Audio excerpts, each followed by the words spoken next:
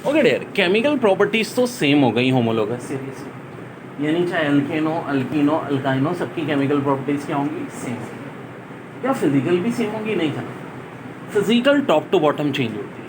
अब कैसे चेंज होती हैं, देखो टॉप टू बॉटम हम आते हैं तो क्या बढ़ते हैं, नंबर ऑफ कार्बन एटम। जब नंबर ऑफ कार्बन एटम बढ़ेंगे तो मॉलिक्यूलर वेट भी बढ़ेगा, क्योंकि हर कार्बन के बढ़ने पे 14 ग्राम बढ़ेगा।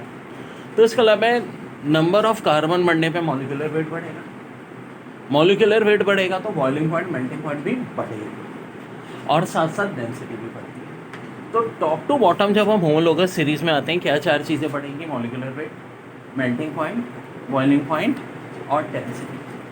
तो क्या सारी चीज़ें बढ़ेंगी ही, कुछ ऐसा भी है जो कम होगा, जी हाँ कम होता है, और वो होती है solubility in water.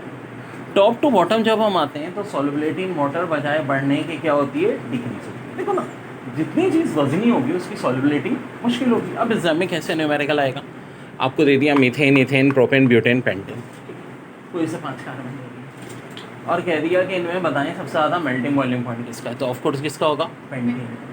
Molecular weight भी पेंटेन का, डेंसिटी भी पेंटेन की। लेकिन अगर कह दें कि methane, ethane, propane, butane, pentane में सॉल्युबिलिटी सबसे ज़्यादा किसकी है, तो किसकी ज़्यादा होगी, मीथेन की, क्योंकि जैसे जैसे टॉप टू बॉटम आते रहेंगे सॉल्युबिलिटी कम होगी।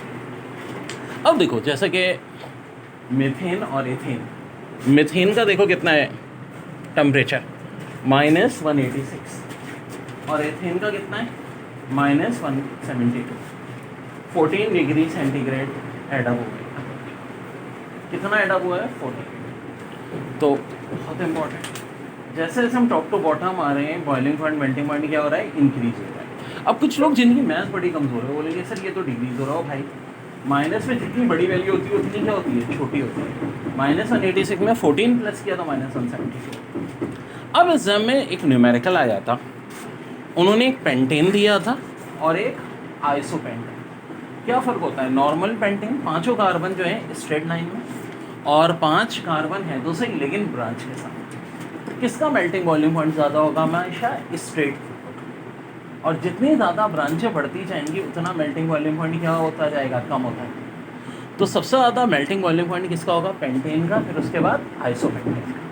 अगर 2 ब्रांचें हो जाएं पेंटेन की तो न्यू पेंटेन कहलाता है, उसका मज़ीद कम हो जाएगा। अब ख्याल रहे कि आजकल जिस स्टाइल में लिखा जाता है वो इस स्टाइल में भी लिखा है। ये क्या है, पेंटेन है, कैसे जी, ये एक कार्बन, 2 3 4 5, और ये क्या है, 1 2 3 4 5 कार्बन है लेकिन एक ब्रांच के साथ।